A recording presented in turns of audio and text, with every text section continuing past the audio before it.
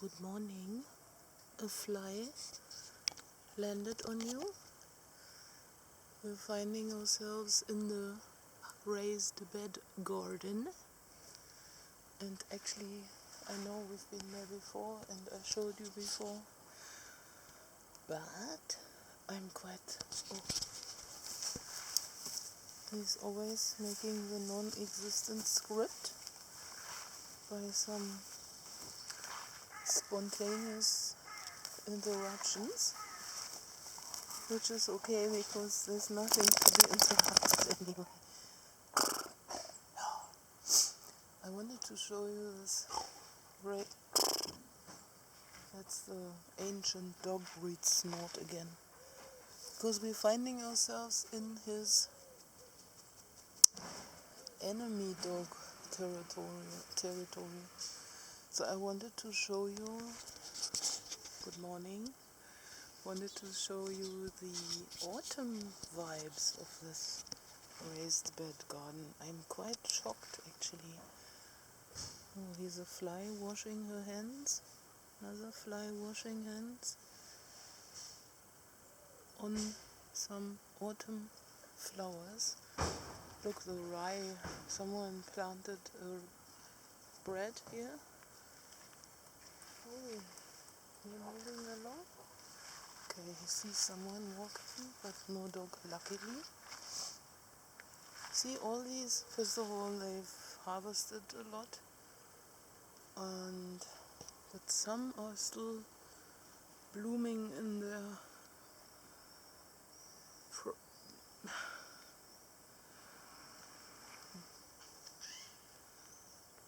that's the autumn there. Yeah.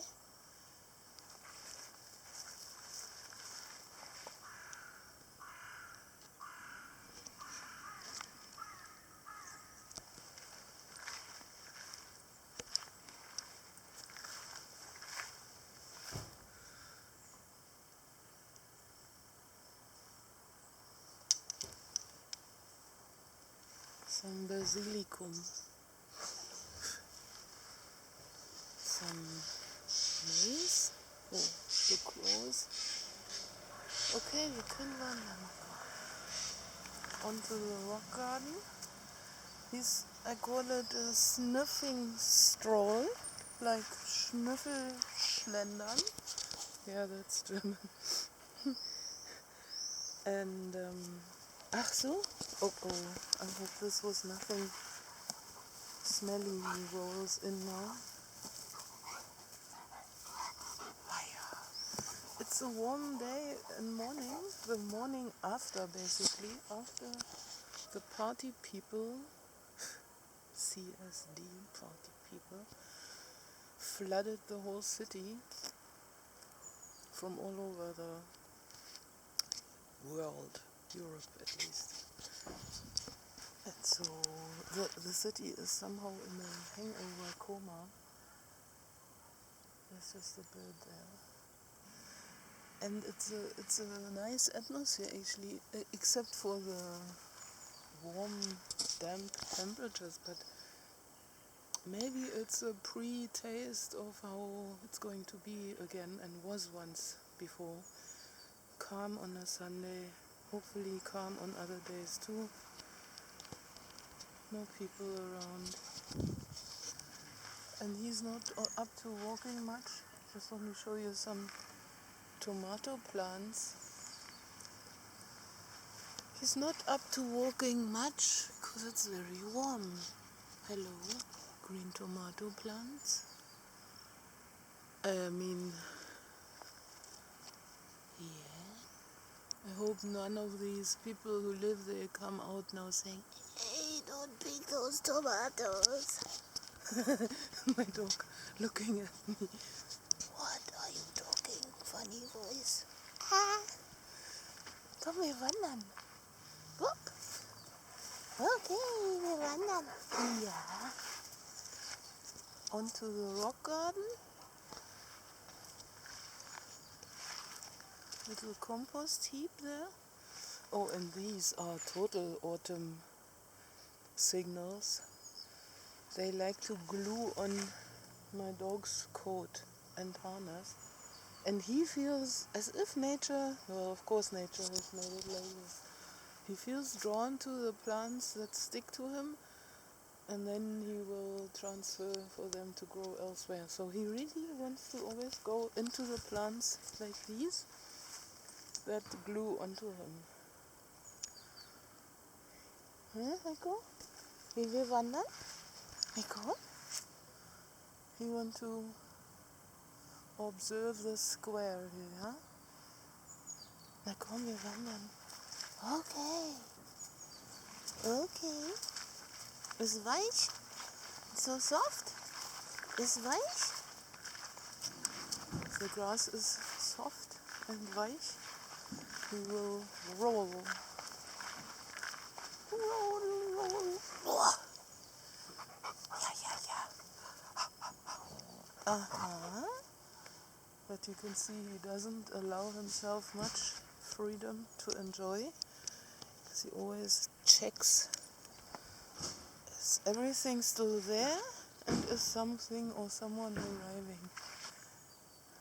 Komm, wir wandern, Rico. Oh, and here's a little bit of cornflower residues. Autumny flower field for him. Wink, wink.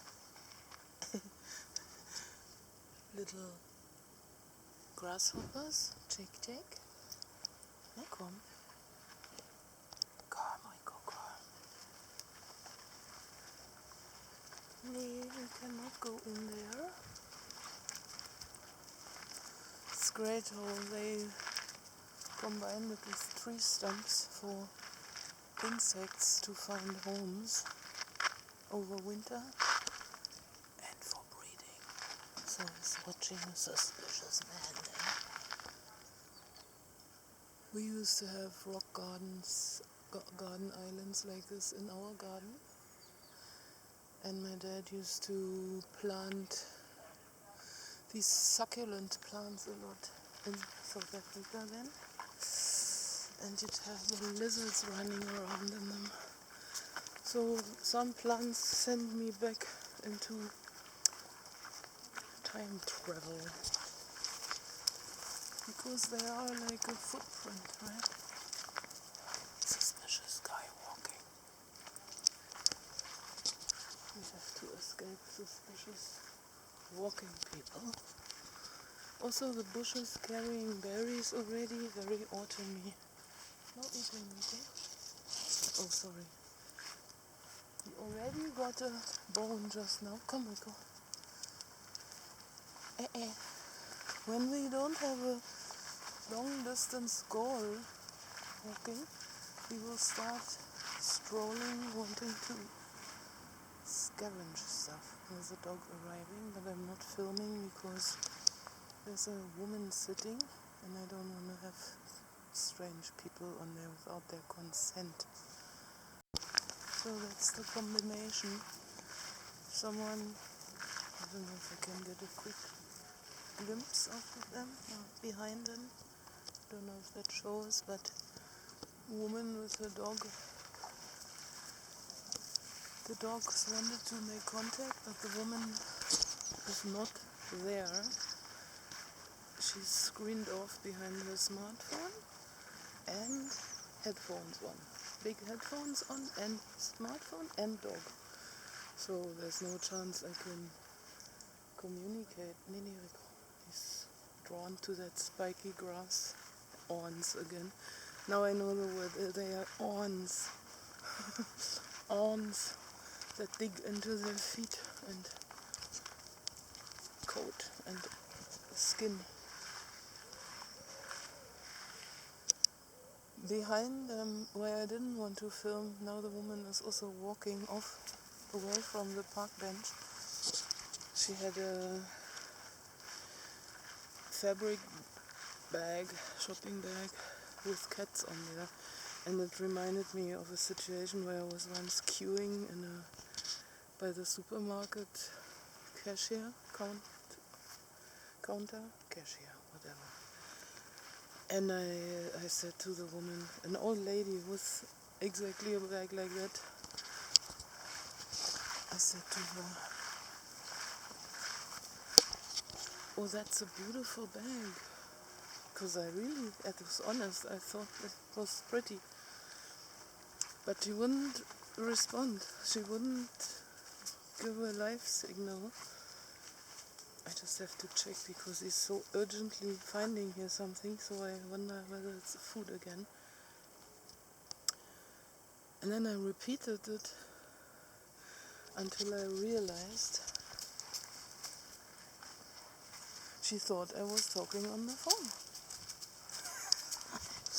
So basically, when people are talking in their phones with headphones and microphone and just look like they're talking to themselves, you became adapted to realizing, no, they're not talking to me, they're just speaking in their phone.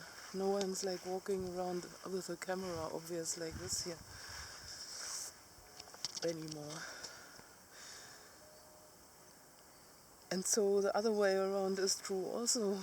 If I really say something to someone, they are not even responding anymore because they think I'm talking on the phone.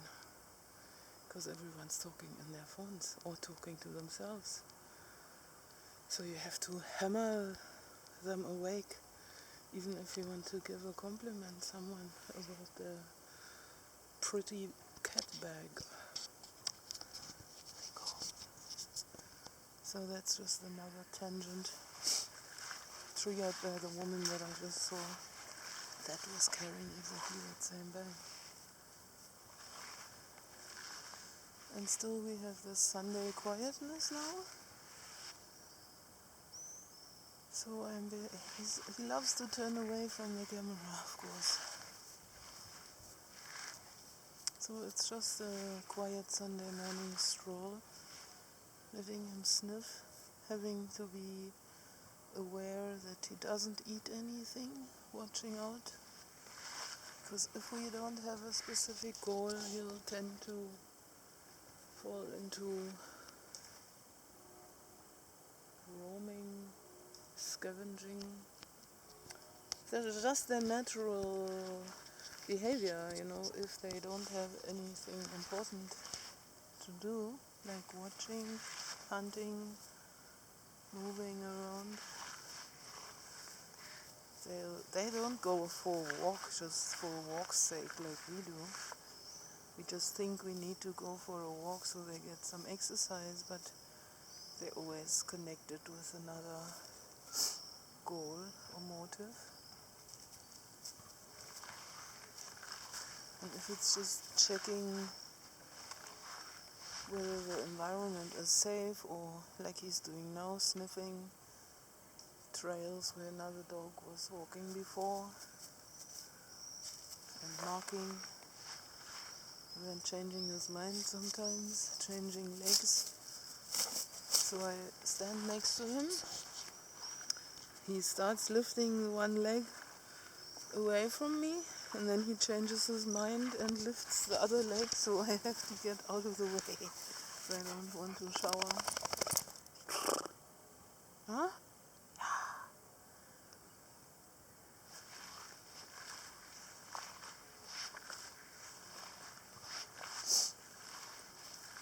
Yeah? It's also good not to be interrupted all the time by some stuff arriving, just to be, like we are now. For those of you, of course, who need action thrillers, come on, this is too boring. But we're not an action thriller channel. Anyway. Hey, Rico?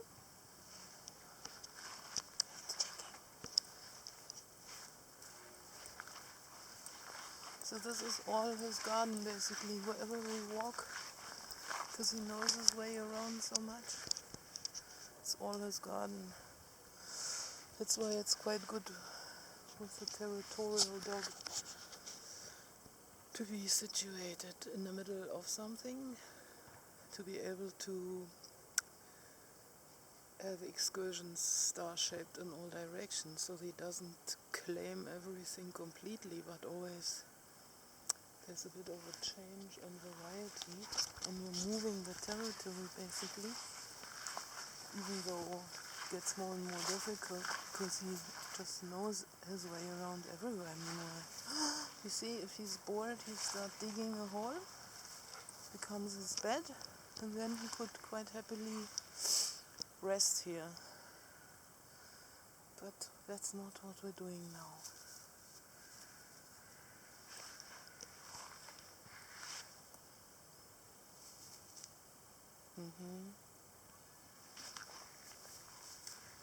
His tank is empty. Just squeezing a bit still. Yeah. He's also not used to this vacuum of nothing happening, nobody arriving. Huh? I think we're going back. All these crutch people coming out. Just have to watch out and go the other way, because any stride that's a bit different, you'll find, nee, jetzt komm mal weiter. He wants to stay here. He finds a bit suspicious. Come. Jetzt gehen wir, Rico. That's how you can see. If there's nothing, then there will always be the one highest trigger. If there's lots, there's a highest trigger. If there's nothing, there's still be one thing that he chooses to be the highest trigger. So that's how it would be if we lived on the countryside. We'd have one man walking by the horizon. That would be the most triggersome thing then.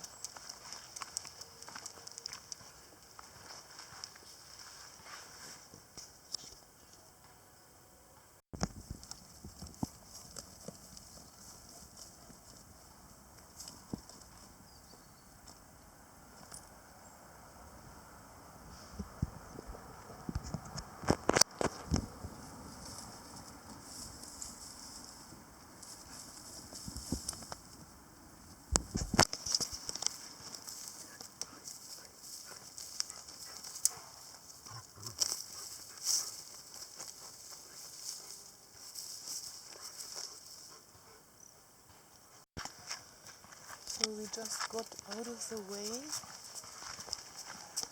Wanna see how he's motivated, or rather a bit in chasing mode, because deliberately I'm putting him back on a trail now where there was another dog that he doesn't like. Well, it's mostly if they're not castrated, then there's such strong testosteronial, territorial fragrance in the air. And so we were at a safe spot just now for him to observe him from a distance. And now I'm putting him back on the track where he came from deliberately, so that he can, well, he's got the scent saved long ago, but just for him to have a bit of a, okay, I can sniff my way along this trail where he came from, but I had just checking who's coming in front there. Safe experience, you see. Going to switch off too much. People walking.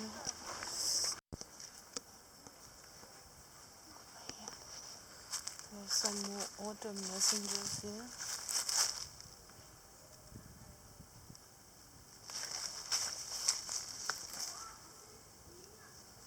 He's checking people walking there. Come on, go. Come. So now seems to be the time we have to get out of the way. People walking. I just wanted to give him the opportunity when he has to make space to also reclaim the space, you know.